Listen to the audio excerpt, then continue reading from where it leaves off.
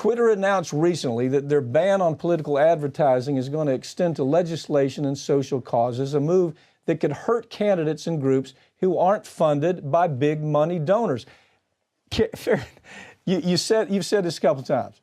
Anytime you see social media saying we're really going to make it difficult for you to use social media to advertise your idea, your legislative concept, your candidacy, who suffers?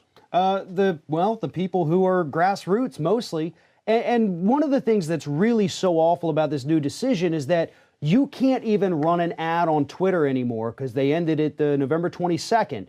You couldn't run an ad saying, vote yes or vote no on Proposition 1. You couldn't explain the benefits, Proposition 1 just a generic, but you can't advocate for any outcome in any kind of race or legislative battle. And that is absolutely devastating to the people who use this as the tool to talk to their constituents. Well, here's what it says. It says that it'll define political content. Now, follow this.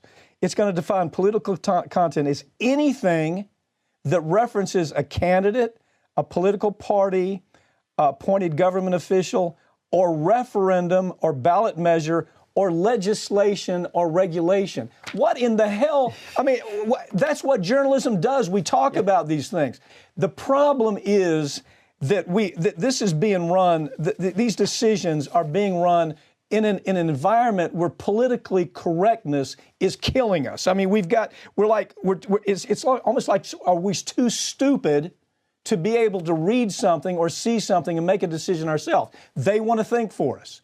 And it's not just Twitter. We're seeing it across the board right now. It's like this millennial snowflake concept that is killing us, that's all based on political correctness. And we've got to get away from it. The First Amendment matters. We ought to be able to talk about a ballot issue. We ought to be able to talk about legislative issues that concern us on things like the environment, dangerous products, corruption in government. This is saying we can't do that. Well, the problem is they saw Facebook. Facebook took a lot of heat, and rightfully so. But then Facebook said, listen, our decision is we're not going to fact check anything. You want to run an ad, you run an ad. If somebody reports it as being bad, we'll look into it. But we say whatever, run whatever. And Twitter says, wow, that's one extreme. We'll go to the other extreme and say nothing at all. You can't do anything. But Twitter is a far greater tool to reach a huge amount of people in the shortest amount of time. And that is what these grassroots candidates, these, consumer organizations, they rely on Twitter far more than they do on Facebook. Let's put it in a real healthcare. Okay, universal healthcare. What do we have in universal healthcare? You have a concept, a cause, correct? Mm-hmm. And you have a bill, legislative bill, and according to the rules, you can't talk about that on Twitter. Now, that's how ridiculous it's become. Now, the other part of it is we're going to have, who is it that's going to make these decisions? I mean, you're going to have people that understand all of these issues so well that they can define, well, this is actual political discussion. We can't permit this. Or is this discussion that ties into a bill that's pending that we ought to be able to talk about?